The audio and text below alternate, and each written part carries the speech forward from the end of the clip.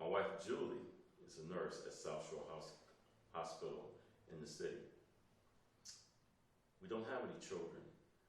We tried quite a few times, as a matter of fact, and finally the doctor said she couldn't. Well, you know. I found out about this place from my friend Joanna. She's one of our fellow teachers. And it took some convincing, getting me in here, but I finally came. And after hearing the stories here, I'm really glad that I did.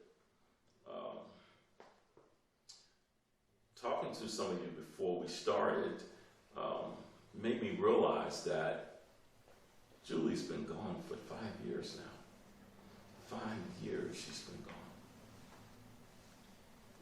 She was murdered. And it still feels funny now saying that.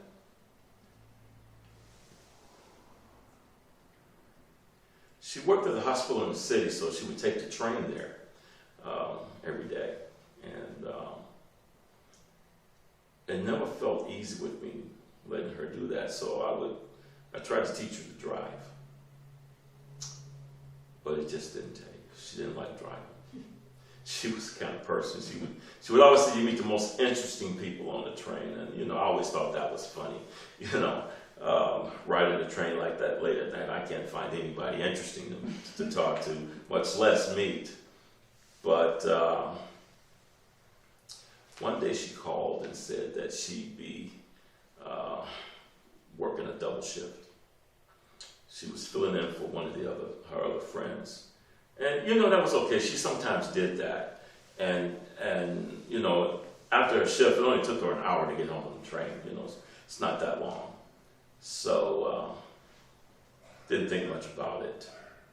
But 2 hours passed and she's not answering her phone. So I called the hospital. And the duty nurse tells me that she's already left. 3 hours pass. I'm freaking out now. Something has to be wrong. So I grab my coat and I'm headed to the door.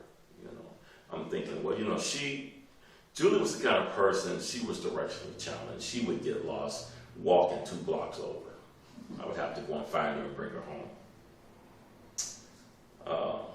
So I have my coat and I'm headed towards the door. And just before I get to the door, there's a knock, and you would not believe the wave of relief that washed over me. Thinking, well, maybe she just left her keys. I open the door, and it's the police.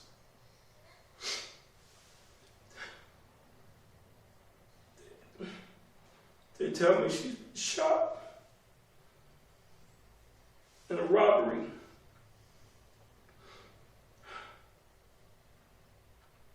Says it's unbelievable. It was almost surreal.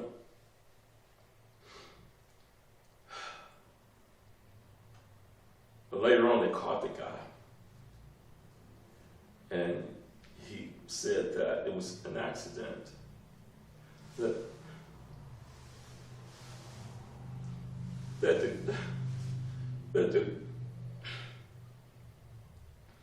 the gun went off because he was startled.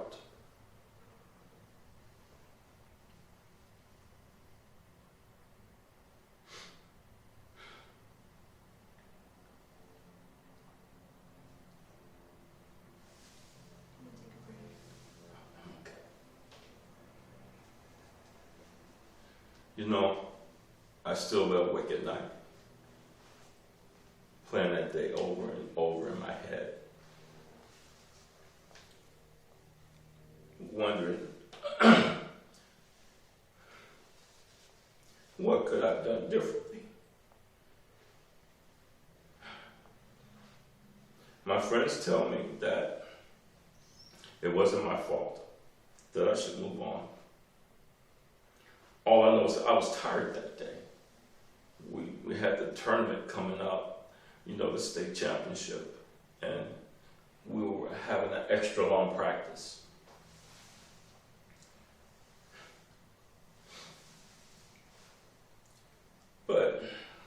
I was so tired. You know, the irony of it is, usually I would go meet her at the train station, but for some reason I was just too tired. I couldn't go.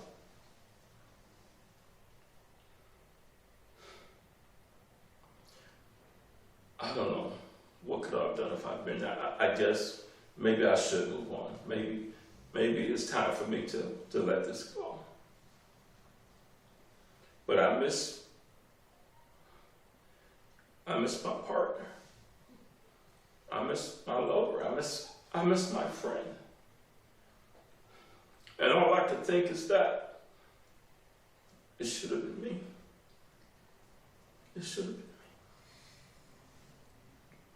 Sing.